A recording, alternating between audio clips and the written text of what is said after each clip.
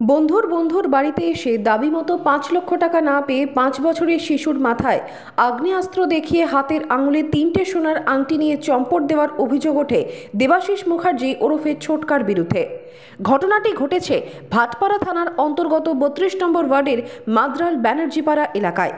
পরিবার সূত্রের খবর, বাড়ির মালিক দেবায়ন দের পূর্ব পরিচিত এক বন্ধুর বন্ধু দেবাশিস মুখার্জি ওরফে ছোটকা গতকাল সন্ধ্যায় প্রথমে বাইকে করে দুজন আসে।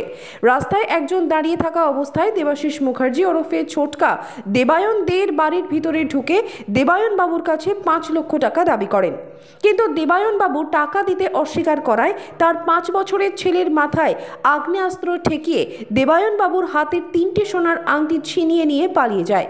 খবর পেয়ে ঘটনাস্থলে পৌঁছয় ভাটপাড়া থানার পুলিশ। এই ঘটনায় গোটা এলাকা জুড়ে ব্যাপক চাঞ্চল্যের সৃষ্টি হয়েছে। এই ঘটনার তদন্ত শুরু করেছে ভাটপাড়া থানার পুলিশ। ঘটনা হচ্ছে আমার একজন চেনা পরিচিত, সেই ব্যক্তিটি আমার একজন ফ্রেন্ডের থ্রুয়ে পরিচয় আর কি। তাকে আমি ১২-১৩ বছর ধরে চেনা পরিচিত তার সাথে আমার, ঠিক আছে। তা এখন ঘটনাটা হচ্ছে যে সে আমার বাড়িতে আসে, আমি তখন বাড়িতে ছিলাম না। আমার মা তাকে বসতে দেয় এবং সে আমাকে ফোন করে যে সে আমার বাড়িতে ওয়েট করছে, তার কিছু একটা দরকার আছে। তো আমি যখন বাড়িতে আসি, সে কাইন্ড অফ ফোর্সফুলি এবং ফায়ার আর্মস বার করে আমার কাছে ৫ লাখ টাকা ডিমান্ড করে।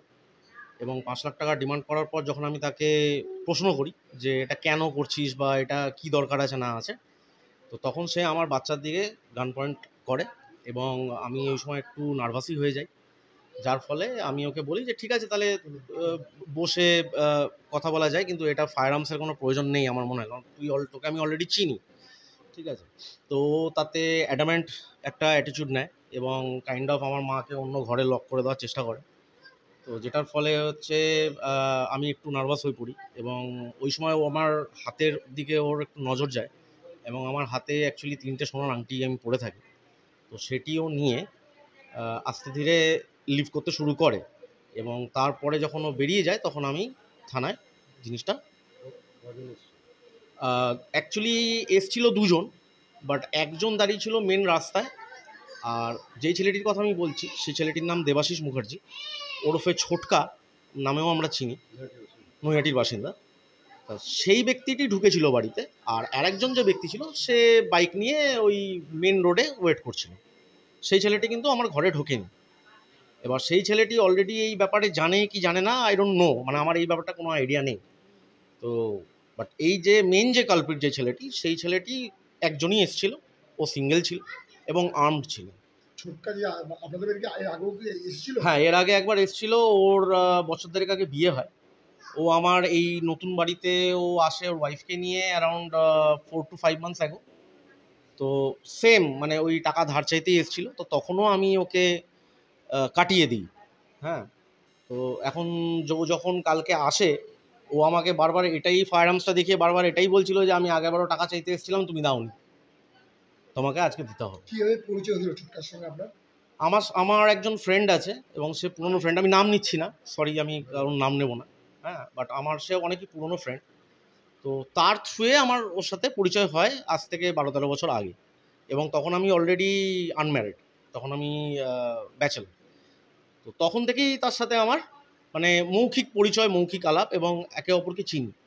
হ্যাঁ, এই ছেলের বয়স এই সেপ্টেম্বরে ৫ বছর হবে।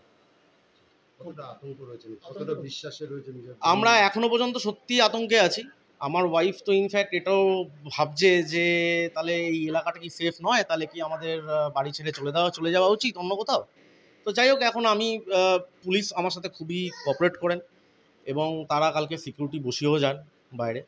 বাট এখন ভবিষ্যতে যদিও ফার্দার এই জিনিসটাকে করে, তাহলে এখন কি ব্যবস্থা নেওয়া যাবে না যাবে এখন।